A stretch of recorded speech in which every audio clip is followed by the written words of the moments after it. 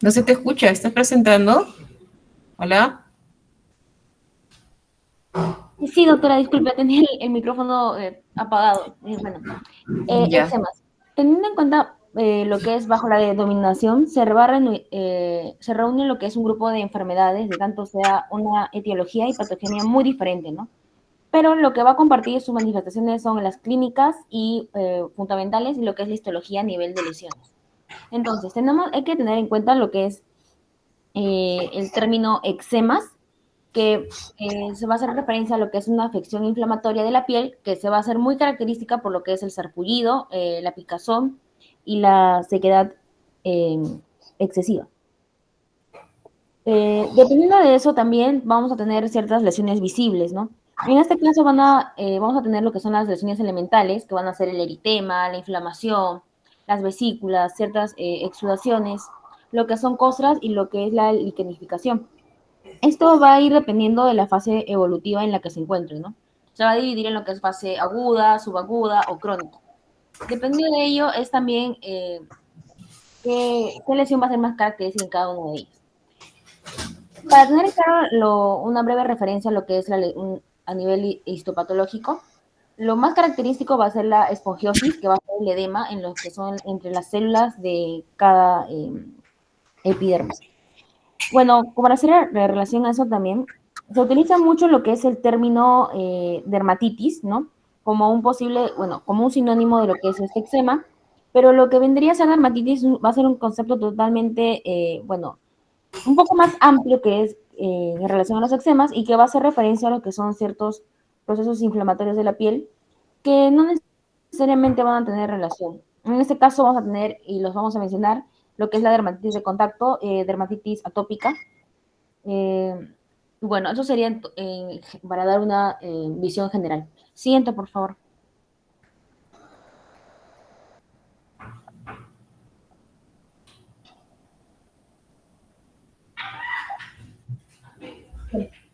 Respecto a lo que es la epidemiología, vamos a tener en cuenta que el eczema, una imagen a nivel global, que está característico porque el eczema se va a presentar en los que son niños menores de 5 años y esto va a estar en aumento de un 7.9% en relación desde 1998 a un 10.2% hasta el 2018, ¿no? Eso es lo más actualizado que puede encontrar en términos generales, pero este porcentaje ha ido aumentando. Entonces, en relación a esto tenemos que los mayores incrementos se van a observar en países de ciertos de ingresos bajos, ¿no? Y medianos, especialmente los que son en África subsahariana y en Asia. Entonces, respecto a esto, la prevalencia del eczema en niños pequeños puede haber alcanzado un punto máximo en ciertas regiones desarrolladas, ¿no? Por ejemplo, también Europa, América del Norte, y aunque esto ha ido disminuyendo ligeramente, ¿no? Sin embargo, respecto a lo que es la alta prevalencia, va a haber un ejemplo de 1 de cada 5 niños pequeños va a ser afectado por el eczema. Y en caso ya a nivel ya de Sudamérica, tanto sea países como Brasil y Chile, han mostrado ciertos aumentos en lo que es la prevalencia del eczema infantil. Y en lo que es en Perú, este diagnóstico médico va a ser de un 9% en lo que es el 2004 en la población general y del 15 al 20% en lo que es la población infantil. Se tiene se tiene en cuenta que la mayor cantidad de casos que ocurren de eczema van a ser en países que tienen, bueno, problemas de hacinamiento o tienen riesgo de factores ambientales, entre otros. Siguiente, por favor. Una preguntita, en tu slide anterior, hablabas de que los eczemas se caracterizan por sarpullido. ¿Qué entiendes por sarpullido? Por sarpullido. El anterior. El anterior, Dorcas, por favor. Ahí después todo entre, más o menos el diagnóstico, la definición, ¿no? Acción ¿En cuál? inflamatoria Sí, en de la la piel primera. por sarpullido, picazón y sequedad. ¿Qué cosa es sarpullido? ¿Qué se entiende por sarpullido? Yo lo entiendo como una irritación de la piel, doctora, que son como pequeñas lesiones que aparecen. Mm, bueno, en realidad el sarpullido corresponde, es un término común que se le da a la miliaria. Por eso el término no es muy adecuado de utilizarlo, ¿no? Sarpullido es una forma de denominar las miliarias, ¿no? Que son unas afecciones de la glándula endocrina, miliaria rubra, miliaria cristalina. No es la terminología más adecuada como para definir un eczema, ¿no? La manera más adecuada de definirlo es como un proceso inflamatorio cutáneo alto, ¿no? Es una inflamación cutánea, básicamente dermoepidermal, de diferente etiología, ¿no? Que tiene un espectro clínico como el que estás mencionando, ¿no? Y que puede pasar por esos estadios. Eso era para aclarar este primer slide, ¿ya? Ah, ya. Continúa por... De acuerdo. Otra. Siguiente, por favor. Bien.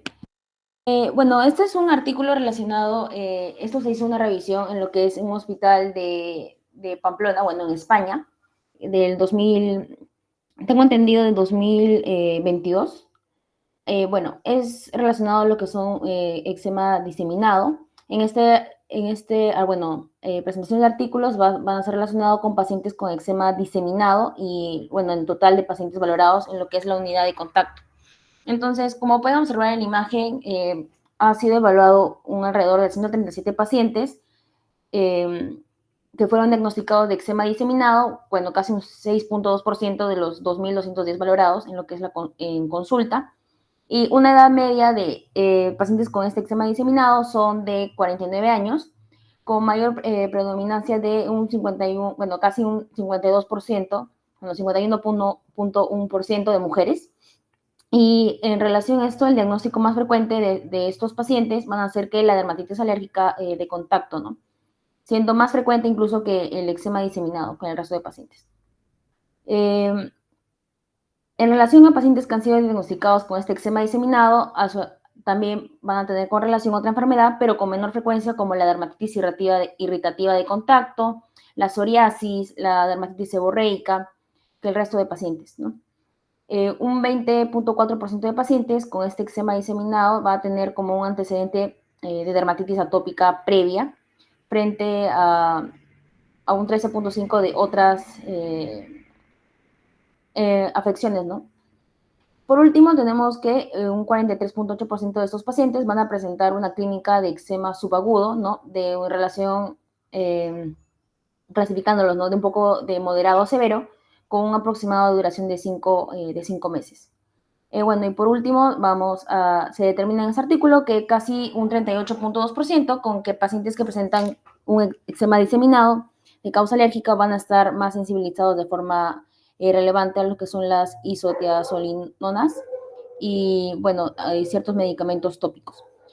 Bueno, ahí les dejo también incluso el link si quieren revisar el artículo, pero dándole un poco más de relación a ámbito internacional, eso es una presentación de un caso, de un caso clínico de un hospital de España. Siguiente, por favor.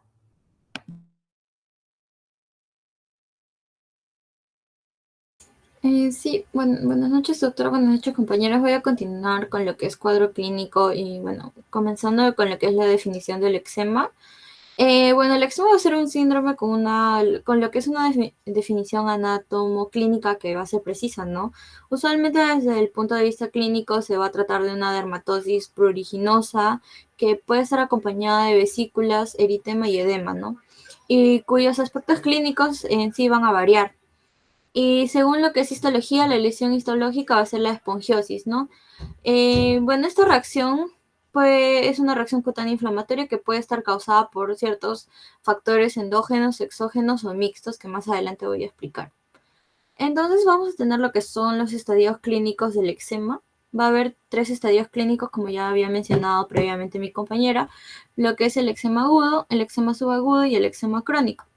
En lo que es eczema agudo, como podemos apreciar en las imágenes, vamos a ver lo que es eritema, podemos ver lo que es edema. Los pacientes pueden presentar lesiones acompañadas de vesículas y o ampollas con lo que es la exudación, ¿no? Si hablamos ya de lo que es un eczema subagudo, estaríamos hablando más de lo que es costras y descamación, ¿no? Como podemos ver en la imagen a la izquierda.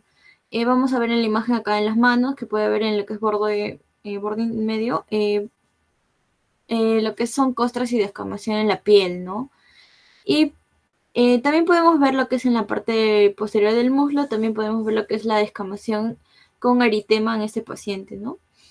Y ya al hablar de un eczema crónico va a ser lo que es el engrosamiento cutáneo, puede ser acompañado de lo que es la liquenificación y algunos pacientes presentan lo que son lesiones por el rascado, ¿no? En ciertos pacientes también pueden presentar lo que son fisuras y o grietas, ¿no? En el caso de la imagen podemos ver que el paciente presenta liquenificación y engrosamiento de la piel. Entonces estaríamos hablando de un eczema crónico. Bueno, esos serían los estadios clínicos que podríamos identificar. Siguiente, por favor. Con lo que son los tipos de eczema, ya la clasificación según el mecanismo, podemos hablar de lo que son eczemas endógenos o constitutivos, eczemas exógenos y eczemas no clasificados, ¿no? En lo que son eczemas endógenos o constitutivos, vamos a hablar de lo que es el eczema atópico o dermatitis atópica también llamada, el eczema seborreico, el eczema discoide y el fonfolix, también según ciertas literaturas. En lo que es exógenos, tenemos el eczema de contacto, que puede ser irritativo y o alérgico. Y lo que es no clasificado, podemos hablar de lo que es la neurodermatitis, dermatosis juvenil plantar, eczema numular, eczema dishidrótico, eczema serodérmico y eczema fotoinducido. Perdón. Entonces ya, para hablar lo que es eczemas endógenos, tenemos lo que es el eczema atópico. El eczema atópico o dermatitis atópica se va a tratar de un cuadro crónico que se va a asociar a otras manifestaciones, ¿no? De atopía, como asma, rinoconjuntivitis en los pacientes, ¿no? Donde va a existir un aumento de lo que es la IgE. Y bueno, ya hablando de clínica de por sí, va a ser en general, va a aparecer lo que es el prurito y lesiones cutáneas de eczema. Ciertos pacientes van a presentar erosiones de rascado y placas de liquenificación, pero también va a tener sus tres versiones, ¿no? Según la edad del paciente, si es lactante, si es infantil o si el paciente es un adulto, ¿no? Infantil, adolescente, perdón. Si el paciente es lactante, usualmente más de 3 meses, el paciente va a presentar lo que es eritema, va a presentar pápulas en lo que es cuero cabelludo y en la cara, siempre respetando el triángulo nasogeniano y también respetando la zona del pañal en ese paciente. En lo que es infantil, usualmente son lesiones secas que se van a encontrar en la zona de las flexuras, como puede ser la flexura posterior a lo que es la zona de la rodilla, poplitea, por ejemplo, pitia, en el codo, en axilas. Entonces, van a ser lesiones secas, liquenificadas, en flexuras, bueno, antecubital y poplitea, ¿no?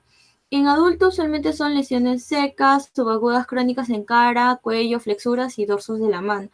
Bueno, los estigmas más asociados a lo que son adultos, podemos encontrar lo que es el signo de Ertoge, que básicamente se trata del adelgazamiento en la cola de las cejas, el signo de Denny Morgan, que es el doble pliegue en el párpado inferior. Y bueno, en sí, de por sí, la piel va a ser una piel seca y ictiosiforme. Y bueno, como ya mencioné, la dermatitis atópica se puede asociar frecuentemente a otro tipo de enfermedades, ¿no? Como lo que es la alopecia areata. También pacientes con vitiligo pueden presentar y usualmente infección por lo que es virus herpes, en lo que es la versión de erupción variceliforme de Kaposi. Hablando ya de lo que es un eczema seborreico, se va a caracterizar por ser lesiones eritematoescamosas amarillentas que usualmente se localizan en lo que es cuero cabelludo, en cejas, en surcos nasogenianos y lo que es una línea medio torácica a nivel del tórax, ¿no? Se puede asociar a lo que es el cabello graso, ¿no? Bueno, lo que son lactantes, usualmente antes del tercer mes pueden presentar, ellos sí presentan el área del pañal, ¿no? Este eritema y con ciertas pápulas, ¿no? A comparación del eczema tópico. También puede presentar en la zona de las axilas y en las ingles estas lesiones, ¿no? Usualmente se da en pacientes que puedan estar en estadio SIDA o en pacientes con Parkinson, ¿no? Según literatura. Siguiente, por favor.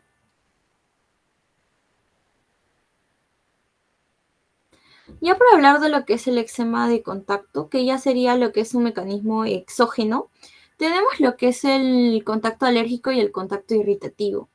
Bueno, para diferenciar ambos, el contacto alérgico se va a basar en una reacción de hipersensibilidad tipo 4, va a ser menos frecuente y es de segundo contacto, es decir, se necesita un primer contacto para que se dé este contacto alérgico, ¿no? Que sería el segundo. Es más agudo que el contacto irritativo y se da a distancia, ¿no? De la zona de la lesión. Y usualmente el diagnóstico se va a dar con la intensidad de la reacción, ¿no? Con lo que son las pruebas epicutáneas positivas, ¿no? Y vamos a tener tres tipos, lo que es positiva débil, positiva fuerte y positiva extrema, ¿no? Si es débil, usualmente aparece eritema, positiva fuerte, lo que son pápulas, vesículas, y positiva extrema, que ya son las ampollas, ¿no? En el caso del paciente que vemos abajo, es un eczema profesional por a la exposición del cromo del cemento, que podemos ver que ya está en una positiva extrema con ampollas, ¿no? Si le hacemos una imagen. Ahora tenemos lo que son la localización de las lesiones según las manos, mejillas, o sea, la localización de la lesión en el cuerpo y qué tipo de agente etiológico podría ser, ¿no? En lo que son, por ejemplo, en lo que son manos podemos asociar a personas que trabajan con lejía, barnices, guantes de goma, productos profesionales, cementos, tintes de pelo, ¿no? Que pueden hacer este tipo de eczema alérgico, ¿no? De contacto alérgico.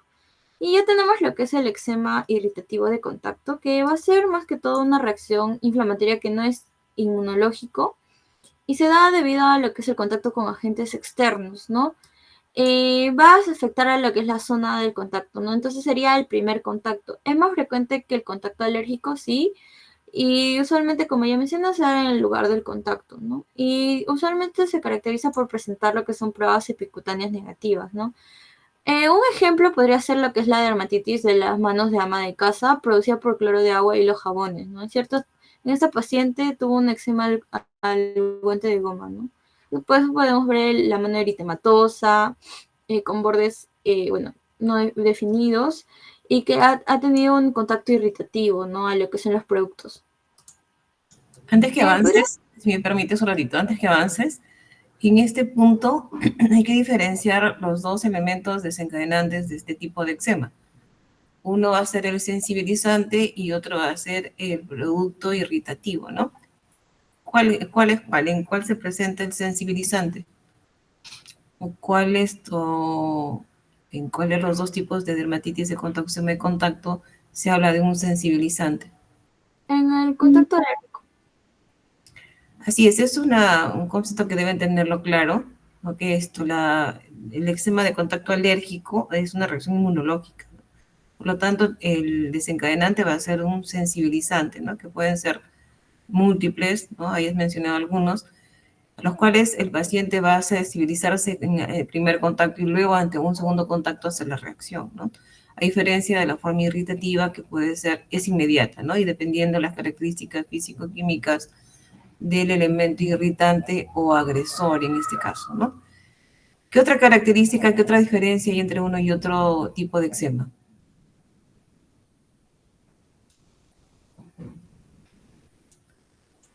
Así ¿Alguna? que sí, doctora, disculpe. Que el irritativo de contacto usualmente se da de una forma más repetida y prolongada, ¿no? Como puede ser un ejemplo, como ya mencioné, pues, ama de casa que usa usualmente todos los productos seguidamente, o pacientes, por ejemplo, menores que usan pañal. Ya, en el caso de la irritativa es localizada. Se va a hacer siempre, la reacción va a ser desde un eritema o con todo el cortejo de un eczema en el punto de contacto con el irritante. En cambio, en el alérgico puede dar lesiones a distancia, no solamente en el punto de contacto. ¿no? Y esta reacción puede ser mucho extensa e incluso a veces eritrodermia, ¿no? Con compromiso difuso de toda la piel. Entonces, esas son características importantes a tener en cuenta, ¿no? Que nos ayudan a diferenciarlos. Clínicamente, a veces es difícil diferenciar uno de otro porque tienen la apariencia clínica idéntica, pero estos aspectos que les estoy mencionando nos ayudarían a diferenciarlos, ¿no? Puedes continuar. Sí, ¿podrías retroceder una, por favor? Sí, para hablar de lo que ya es, por último, lo que es, por ejemplo, dos tipos de eczema que también se presentan, es el eczema disidrótico, que lo que se va a manifestar básicamente en vesículas en palmas, plantas y caras laterales de los dedos, ¿no? Y usualmente se relaciona con lo que son antecedentes de atopía y cierta presencia de micosis, ¿no? Y también tenemos lo que es el eczema fotoinducido, eh, que va a ser más que todo el cual, o fototóxico, ¿no? Que es el más frecuente que el fotoalérgico y además que el agente externo interviene en la luz, ¿no? Son una causa frecuente los medicamentos y como las tetraciclinas también, ¿no? Entonces también se presentan con mayor frecuencia. Y también el fotoalérgico, que más que todo se va a relacionar, perdón, a lo que es una patogenia inmunológica, ¿no? El fotoalérgico sí es lo que requiere una sensibilización previa, ¿no? Y sobre todo una exposición solar. Y bueno, una causa por la cual se puede dar un fotoalérgico puede ser las sulfamidas, ¿no? Y bueno, eso sería todo. Gracias. El mecanismo es el mismo, ¿no? Regresa por favor a tu slide anterior, el siguiente. El fotoinducido, ¿no? Que puede ser igual de dos tipos, ¿no? El fotoalérgico y el el fototóxico, perdón, ¿no? Entonces, el mecanismo es el mismo con respecto a los otros dos tipos, solamente que está mediando la luz, ¿no? La única diferencia es la luz, que viene a ser el factor ya desencadenante, pero igual va a ser una reacción también de tipo inmunológica en el fotoalérgico, ¿no? Y el otro es básicamente irritativo, productos que alcanzan la superficie de la piel, ya sea de manera ingerida o tópica, y que a la exposición a la luz hacen la reacción, ¿no? Ese es el mecanismo, ¿no? El siguiente, continúa, por favor.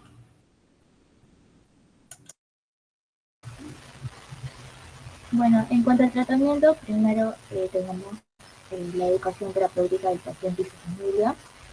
Acá podemos encontrar varios puntos muy importantes, dentro de ellos hidratar diariamente la piel con humectantes, emolientes, evitar el contacto con contaminantes medioambientales, como el tabaco, compuestos orgánicos volátiles, exposición a alérgenos, emulsificantes, fragancias y preservantes, productos de cuidado diario.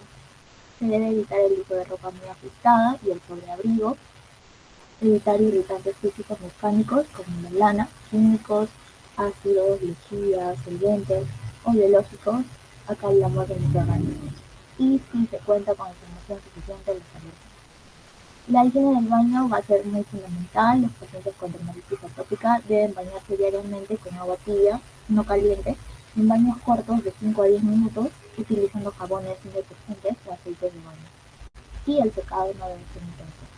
Y bueno, finalmente se debe evitar consumir alimentos específicos en caso de alergia alimentaria confirmada. Luego tenemos el tratamiento farmacológico. Dentro de esto podemos encontrar los corticoides tópicos. Esto va a ser de elección para los brotes de eczema. El vehículo del corticoide va a depender de la localización y el tipo de eczema.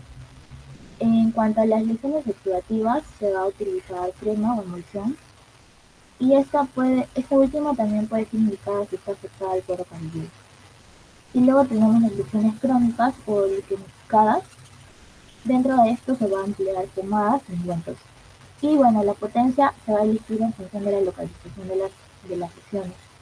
Dentro de lo que viene a ser la cara, axilas, ingles centrales, se deben usar corticosteroides de potencia baja y si no hay mejoría, se hubiera potencia nula. En el cuadro del lado derecho podemos encontrar 4 tipos de potencias.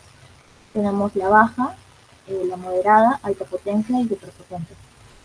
Dentro de la baja tenemos la desonida 0.5%, en crema, acetonio de triamcinolona, crema ilusión al 0.025 y tenemos el acetato de hidrocortisona al 1% en crema. Y en la moderada tenemos el acetónido de triamcinolona al 0.1% en crema, la mometasona furoata al 0.1% en cremas, alvalerato de betametasona, el propionato de fluticasona, butirato de hidrocortisona, acetónido de triamcinolona, dentro de lo que es el primero, el tercero y el cuarto, va a ser el 0.1% en crema y el último en loción, y el segundo el 0.05% en crema. Y bueno, en lo que viene a ser tronco, extremidades y cuero cabelludo, se menciona que se debe usar corticosteroides de potencia media, y si no mejora, si hubiera potencia alta. Dentro de lo que viene a ser la potencia alta, tenemos en la clase 2 y 3, en la 2 la betametasona, dipropionato al 0.05 en crema y loción, acetónido de triamcinolona, el 0.5 en ungüento y la mometasona furoato al 0.1% en ungüento.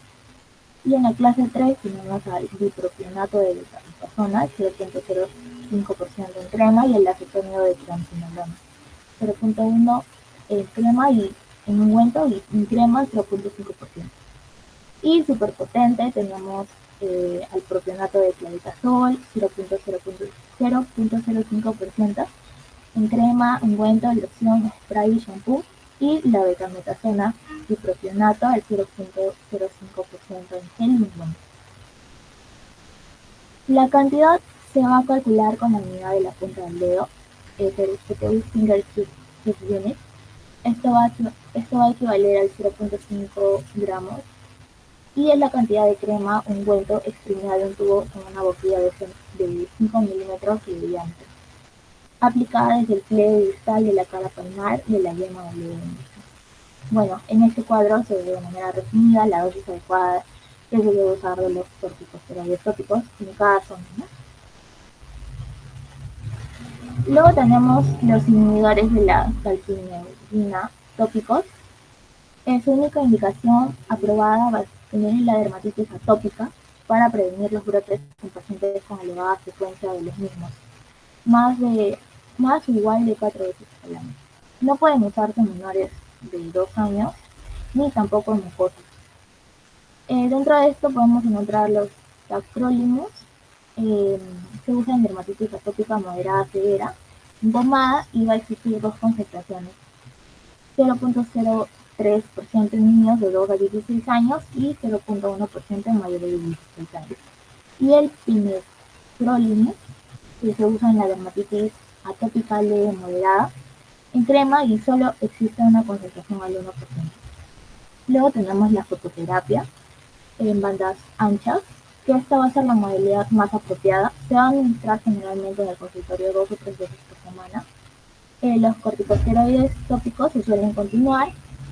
Esto presenta efectos antiinflamatorios y reduce la colonización del Staphylococcus aureus, y se deben valorar los efectos secundarios y riesgos a corto plazo, es decir, brutos y quemaduras, y a largo plazo envejecimiento prematuro de la piel y aumento del riesgo de melanoma y cáncer de piel.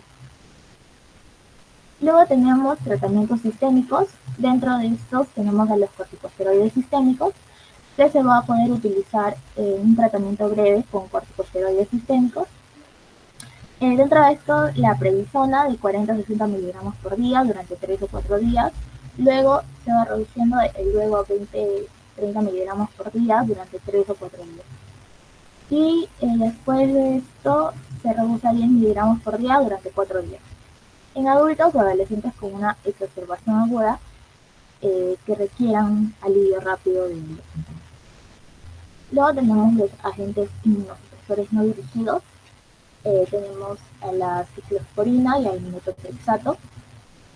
La ciclosporina se va a administrar típicamente en una dosis de 3 a 5 miligramos por kilo por día, en 2 dosis divididas durante 4 a 8 semanas. Y el metotrexato se va a administrar habitualmente en una dosis única semanal de 7.5 a 25 miligramos. Se administran suplementos de ácido fólico para reducir el riesgo de varias toxicidades comunes del metotrexato. Este va a tener un inicio de acción lento y es posible que no se note ningún beneficio en los primeros meses de tratamiento. Luego tenemos a los agentes biológicos, al dupilumab. Este va a ser un anticuerpo monoclonal anti, anti-interleucina 4 y 13. Se va a administrar inyecciones subcutáneas cada 2 a 4 semanas. En adultos, una dosis de carga inicial de 600 miligramos, y esta va a ser seguida por una dosis de mantenimiento de 300 miligramos cada 2 semanas. Y el tralokinumab, que se va a administrar por vía subcutánea con una dosis de carga de 600 miligramos seguida de 300 miligramos cada 2 semanas. Y por otro lado tenemos los inhibidores de JAK. Acá podemos encontrar la upadacitinib y baricitinib. Estos dos van a ser inhibidores de JAK. El primero va a estar aprobado en mayores de 12 años y el segundo solamente en adultos. La upadacitinib se va a administrar vía oral en dosis de 15 miligramos una vez al día, y el abrocitinib se va a administrar por vía oral en una dosis de 100 miligramos diarios, con la opción de aumentar a 200 miligramos diarios si hay una respuesta inadecuada. Finalmente, acá hay como un resumen de todo el tratamiento. En primer lugar, tenemos evitar alérgenos confirmados, la educación de pacientes cuidadores. Luego, en segunda línea, tenemos los corticoides tópicos en brotes de terapia proactiva. En tercer lugar, tenemos los corticosteroides tópicos en brotes y como terapia proactiva, la fitoterapia de banda ancha, y finalmente tenemos, ¿no?, lo que viene a ser los inhibidores de JAK, la upadacitinib, baricitinib, dupilumab, ciclosporina, metaltrexato. Y bueno, eso sería todo.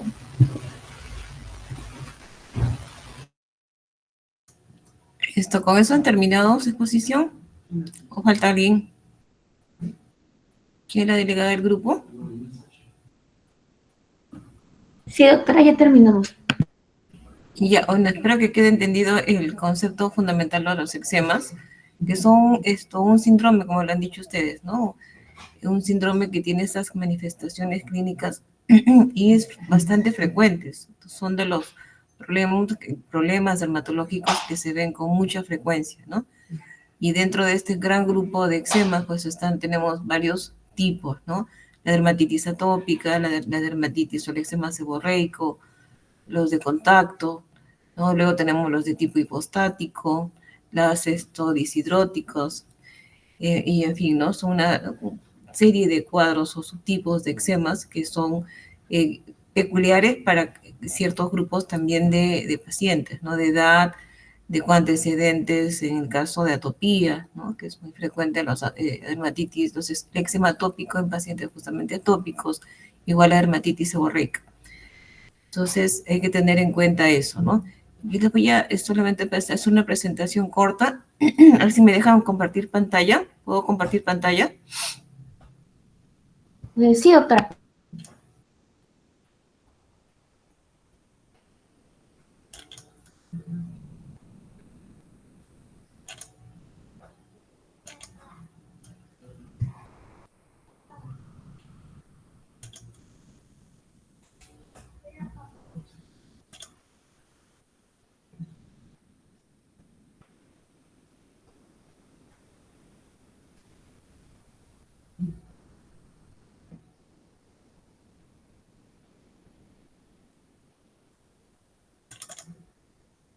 Si se proyecta Sí se proyecta.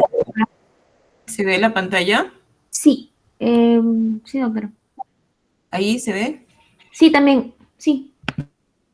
Ya. Bueno, voy a pasar algunas cosas que ya han mencionado ustedes, ¿no? ¿Se está corriendo las diapositivas? Sí, doctora, ahora está en eczema dermatitis. Ya, entonces, esos son los sinónimos. Generalmente ustedes van a encontrar en su libro, cuando hagan la revisión, que son términos que se utilizan indistintamente, ¿no? Algunas que tienen referencia a llamar eczemas, muchas veces damos, por ejemplo, eczema tópicos, hay una tendencia a llamarlo más como eczema tópico, pero en realidad son términos que se utilizan indistintamente, ¿no? Y corresponden, como ustedes han dicho, a ese proceso inflamatorio epidermal que es generalmente pruriginoso y ocasiones en las cuales no pica, ¿no? Y que más bien arde, hay sensación de quemazón, pero en la mayoría de veces pica, ¿no? Y la clínica hemos visto que puede ir un eczema simplemente con eritema, o pueden ir agregándose pápulas eritematosas, papulovesículas eritematosas y lesiones exudativas, especialmente en la fase inicial, ¿no? Que es esto en la forma aguda, ¿no? Y el eritema va a ser el signo cardinal, ¿no? Entonces, siempre que hagamos un eczema que está eritematoso, caliente, hacemos la digitopresión, palidece, es un eritema confirmado, que es el signo cardinal. Pueden estar presentes tardíamente o en otras ocasiones la presencia de pápulas eritematosas pequeñas, esa es la característica, que cuando da lesiones papulosas son pequeñas, y es más, estas pueden ser además mixtas, pueden ser papulovesículas y ocasionalmente hasta ampollas, ¿no? Y cuando hay este tipo de lesiones, hay frecuentemente exudación, ¿no? Y ustedes ya lo han dicho, es producto de la espongiosis a nivel epidermal, ¿no? Cuando estamos en el estadio subagudo, el eritema baja y empieza a aparecer ya signos secundarios, ¿no? Lesiones secundarias como descamación y papulocostras. Y la fase crónica, eczemas que son repetitivos, que son prolongados, vamos a encontrar además, o ya como signos que predominan, hiperpigmentación y liquenificación, ¿no? Que nos lo han explicado muy bien, ¿no? Aquí vemos un eczema que podría ser de contacto, solamente eritema, ¿no? Estamos viendo un área eritematosa más o menos limitada por algún irritante local, igual acá en las manos con ya otra signología, con eritema y además descamación, ¿no? Con lesiones secundarias adicionales, fisuras, costras, y etcétera, ¿no? Y esto es lo característico de un eczema también muy agudo, ¿no? La presencia de papulovesículas, aquí pueden ver la aparición ya de pequeñas vesículas sobre una pápula de que está poniéndose sobre una pápula con tendencia a agruparse. Esa es la característica de la mayoría de los eczemas, que tienden a formar cúmulos, plaquitas, a agruparse en un área más o menos delimitada, ¿no? Este es un eczema del pezón, por ejemplo, ¿no? En un estadio agudo, ¿no? Con estos signos de vesiculación, exudación, y este sería el mismo eczema, pero en un estadio posterior, ¿no? Un estadio subagudo hacia crónico, ¿no? Ya no hay el eritema, y lo que hay más bien es una discreta hiperpigmentación, descamación y engrosamiento de la piel, ¿no? Bueno, y estos son los cambios a nivel histológico, como ven, son cambios, alteraciones a nivel solamente dermoepidermal con esa vesiculación. Podemos tener eczemas de esta naturaleza también, donde priman. ¿Qué tipo de lesiones priman acá? ¿Están siguiendo? ¿Se ven las imágenes? Sí, doctora. Sí, doctora. ¿Qué signos priman acá? ¿Qué lesiones? ¿Qué tipo de lesiones? A ver, ¿quién? ¿De los que no han expuesto? ¿Algún voluntario?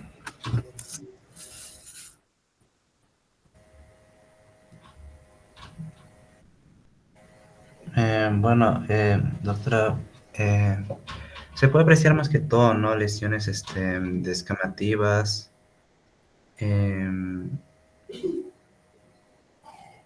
que bueno, como que en la parte más proximal como que es más eritematosa, ¿no? Y Ajá. en el resto, El área más distal, o sea, más hacia la pierna, hay un poquito de eritema todavía, pero lo que prima es la descamación, ¿no?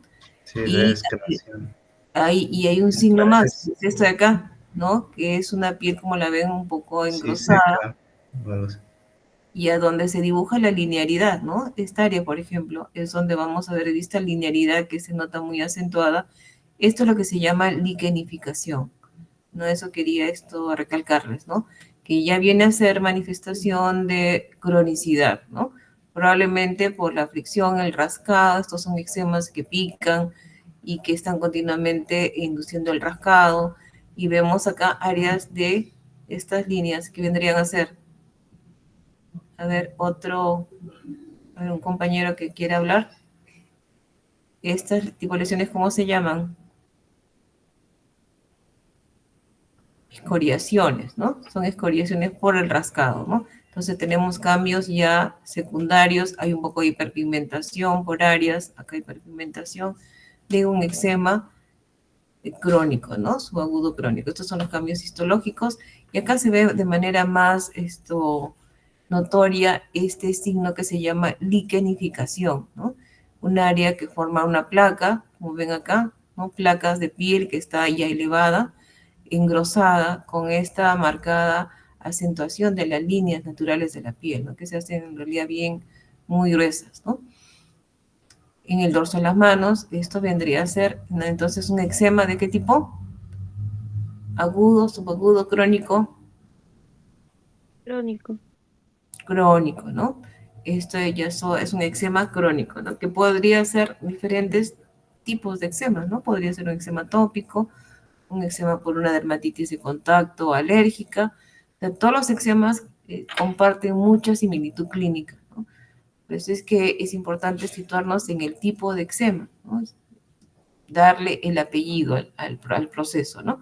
Esta es la cara anterior de una pierna, una rodilla, con esta piel también engrosada, donde ya no hay eritema, más bien hay cambios de engrosamiento de la piel, de liquenificación. Y esto es a nivel histológico, ¿no?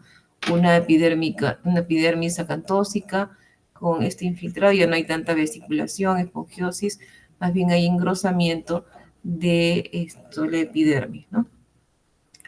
Estas son las formas o hasta ahora los eczemas, los tipos de eczema descritos, ¿no? Lo más importante es el atópico, seborreico, el eczema numular, disidrótico, líquen simple crónico, que realmente son los más frecuentes. Hay otros tipos de eczemas que se pueden presentar en diferentes estadios de la vida, y este es un eczema clásico de dermatitis atópica, ¿no? Eczema atópico infantil con compromiso facial, con eritema y descamación. No vemos acá tanto polimorfismo lesional, ¿no? Simplemente unas áreas o placas eritematosas, descamativas. Acá en esta otra imagen estamos viendo el proceso inflamatorio aún húmedo, ¿no? Que es una de las características de los eczemas en su estadio agudo. La exudación, ¿no? La exudación se nota con la secreción brillante, transparente, ¿no? Y miren el cuero cabelludo que ya hay esto de escamación, ¿no? Este es un eczema agudo, una dermatitis atópica infantil o eczema agudo infantil, ¿no? Otro eczema frecuente es la dermatitis seborreica, hay varias formas, el de infantil, el del adulto. El infantil puede tener esta configuración de lo que se llama la costra láctea, ¿no? Que son escamas adheridas a nivel en el cuero cabelludo, especialmente en la zona de la corona, ¿no? Que puede haber incluso eritema debajo de esas escamas. Si es esto muy agudo, puede haber también exudación.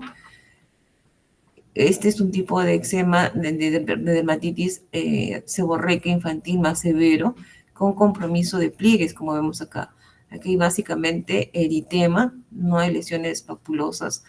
Básicamente es el eritema extenso a nivel de pliegues, el cuello, como vemos acá, a nivel de las axilas, periumbilical, sobre todo hacia pliegues, ¿no? Y con esto a nivel, con un poco de compromiso en el tórax. Puede llegar incluso hasta la eritrodermia, ¿no? Estos niños que hacen esta forma de eczemas seborreicos. Esta es una foto de otro niño con este eczema seborreico muy inflamatorio, con eritema, costras, fisuras, que comúnmente se sobreinfectan, ¿no? Y que necesitan tratamiento antibiótico. En algunos niños en edad escolar, esta es una cabecita, un cuero cabelludo con pelos, con estas lesiones descamativas en concreciones, ¿no? Que forman estas especies de escamas muy gruesas, blanquecino amarillentas, ¿no? Que puede ser bastante grosero, ¿no?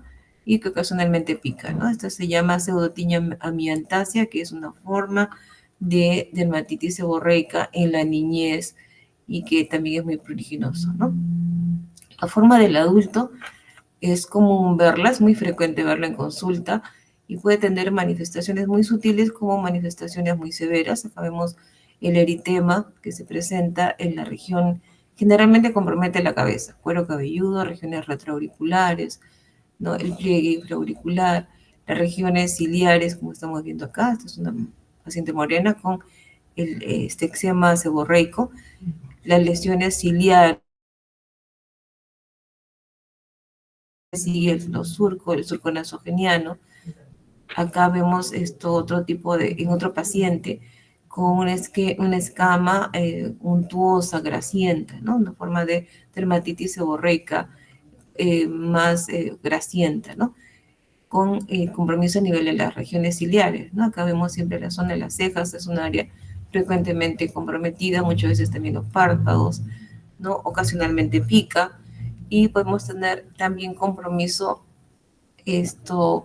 un poco más polimorfo, ¿no? Como en este paciente, este es un paciente visto en consulta hace poco, es un paciente con diagnóstico de lupus, estaba recibiendo tratamiento con citostáticos y empezó a hacer estas lesiones, como ven acá, unas lesiones, unas placas figuradas de un borde neto, ¿no? Que parece tiña, ¿no? Si lo vemos con otros ojos, podríamos mal diagnosticarlo como tiña. Vemos a nivel de cuero cabelludo lesiones descamativas blanquecinas, ¿no? Y esta es una forma de dermatitis seborreica que se llama petaloide, ¿no? Con esta configuración media serpiginosa, circinada, que semeja a una tiña, ¿no? Esta es otra presentación a nivel del tórax, esto es cara anterior de tórax, región preesternal, con estas lesiones también medias serpiginosas, ondeadas, que es característico también de la dermatitis seborreica de tipo petaloide que se puede ver en los adultos. Generalmente se ve esta forma de dermatitis, ¿no? Entonces, el tratamiento de estas formas de dermatitis seborreica es peculiar. Aquí tenemos que controlar el proceso inflamatorio. Podemos utilizar hidrocortisona, metilprednisolona, no la mencionaste en tu cuadro de corticoides, es muy útil para utilizarla en cuero cabelludo, en cara, en área de pliegues. Hay que recordar siempre este corticoide que se presenta en emulsión o en crema, ¿no? La desonida. Los champús antimicóticos son de gran utilidad porque controlan la proliferación de la malacesia, que está involucrada en la génesis de la dermatitis seborreica, ¿no? El eczema disidrótico lo mencionaron, lesiones papulodesiculares, a veces predominantemente vesículas. Aquí la lesión que va a predominar más es la tendencia de la vesícula, que pueden agruparse o estar dispersas.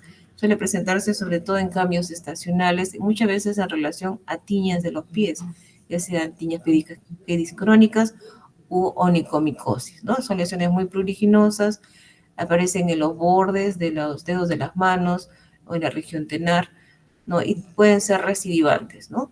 Aquí es otro caso, otro paciente con eczema disidrótico, conformando algunas veces placas, como las que vemos acá. Individualmente podemos ver algunas vesículas, como las que se aprecian en el borde del pulgar, ¿no? Otro eczema que se suele ver con frecuencia es el eczema hipostático, que no lo mencionaron. Y este eczema hipostático tiene que ver con alteraciones venosas, ¿no? Con insuficiencia venosa, con trastornos de hipertensión venosa, muchas veces ya pacientes que tienen varices. Entonces pueden hacer esta inflamación cutánea suprayacente, ¿no? Puede haber alteraciones venosas incipientes, sin embargo ya la piel puede estar manifestando estos cambios de lesiones eczematosas que tienden a ser, sobre todo en miembros inferiores, ¿no? Simétricas y que cruzan con hiperpigmentación. Un cambio muy frecuente es la hiperpigmentación o una piel engrosada, ¿no? Y vemos todo esto de cortejo de descamación, hiperpigmentación en estos pacientes que hacen eczema hipostático o el eczema por éstasis también se llama, ¿no? Estas son formas severas del eczema hipostático que pueden llegar hasta ulceración, como vemos en este caso.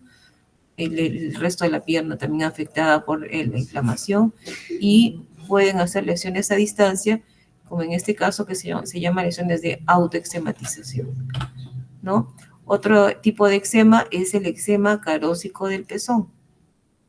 Pacientes que tienen acarosis de por medio, que continuamente se están rascando la piel y especialmente la zona de las mamas, y pueden hacer este tipo de lesiones eczematosas que podemos darle el apellido como eczema carósico del pezón, ¿no? Entonces, placas eczematosas netas, ¿no? Acá están en un estadio subagudo, ¿no? Que pueden inicialmente ser muy exudativas, que realmente no podríamos diferenciarlo de una eczema tópico o un eczema de contacto. El diagnóstico lo hacemos viendo las lesiones que están por fuera. Como vemos acá, algunas lesiones papulocostrosas, características de una acarosis. También nos ayuda los antecedentes epidemiológicos, el tipo de prurito, y podemos concluir con eczema carósico del pezón, ¿no? El eczema atópico del pezón, ¿no? Que es frecuente en mujeres atópicas, ¿no? Pueden hacer este eczema atópico del pezón. Eczema craquelé, que es un eczema seco que se ve en ancianos, ¿no? Y especialmente en miembros inferiores que tienen una cirrosis marcada, pueden hacer este eczema con una piel un poco engrosada y descamativa. Dermatitis fotolérgica, y así todos estos ejemplos de eczemas, ¿no? De dermatitis que es muy numeroso, ¿no? Uno que también esto es importante mencionar es la dermatitis infectiva, ¿no? Las lesiones son típicamente eczemas, como lo vemos acá, ¿no? Con exudación, descamación, comúnmente sobreinfectadas, crónicas, recidivantes de localización, sobre todo en la cabeza y en los márgenes del cuero cabelludo, región retroauricular, el cuello, pliegues como las axilas. Y esta es una dermatitis que está vinculada a infección por HTLV1, ¿no? Y son pacientes que tienen algún grado de inmunosupresión, comúnmente hacen sobreinfecciones en la piel y hacen estos episodios de lesiones eczematosas recurrentes de difícil tratamiento. Se conoce como dermatitis infectiva. Dermatitis de contacto irritativa, creo que ya han hablado, no me voy a explayar ahí más, ¿no? La pañalitis, que es una dermatitis del pañal, puede ser muy discreta, como en este caso, simplemente eritema en la zona donde haya mayor contacto con el pañal, o puede llegar hasta este extremo, ¿no? Si es una pañalitis persistente de más de 7 días, puede llegar a formar lesiones complicadas, ¿no? Con un eritema mucho más intenso, más rojizo, que compromete el fondo del pliegue, ¿no? Lo que no hace una dermatitis de contacto irritativa. Aquí compromete todo el fondo del pliegue y podemos ver lesiones satélites. En este estadio es una pañalitis complicada con cándida, que suele verse frecuente en los lactantes, ¿no? Entonces, dato importante es el compromiso de los pliegues con eritema muy intenso y lesiones que se llaman candidides, papulopústulas o pápulas eritematosas pequeñas periféricas al área principal. ¿Hasta ahí alguna pregunta? ¿Alguna pregunta? ¿Están presentes? No, pero todo claro. También una complicación de una pañalitis pueden hacer lo que se llama las úlceras de Jacquet, cuando hay este proceso muy persistente, complicado con cándida, puede llegar hasta lesiones de tipo ulcerativa como las que vemos acá, y por manejos inadecuados, ¿no? Esta pacientita tenía diarrea persistente y empezaron a utilizar corticoides tópicos de mediana potencia, creo que fue la betametasona, y se complicó con este problema, ¿no? Las úlceras de Jacquet. Bueno, no sé si...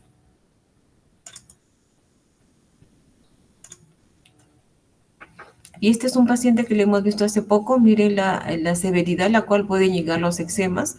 Este es un paciente que lo vimos el mes pasado, un albañil que venía por lesiones eczematosas de inicio en las manos.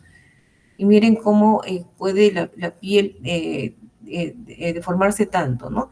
Estar muy engrosada, como vemos acá, hiperpigmentada, con fisuras, y las lesiones fuera del punto de contacto, ¿no? En la espalda, en las piernas, rodillas, ¿no? Y es debido a que el paciente estaba sensibilizado y estaba haciendo una forma severa de dermatitis de contacto, ¿no? En las manos, ¿no? La piel muy engrosada, liquenificada, fisurada, y estas son dermatitis que se complican con sobreinfección, con pérdida de las huellas dactilares, ¿no? Y que son de difícil manejo, porque es un paciente que ya sensibilizado al cemento y el paciente no podía dejar de trabajar. Y bueno, había que ver la manera de que el paciente pudiera continuar trabajando sin esto, controlando lo posible su dermatitis, ¿no? Incluso por inhalar el cemento, este paciente empeoraba las lesiones, ¿no? Bueno, eso quería hacerles una visión un poquito más amplia de lo que son estos eczemas o estas dermatitis que frecuentemente se presentan, ¿no? Si tienen alguna pregunta, alguna duda al respecto.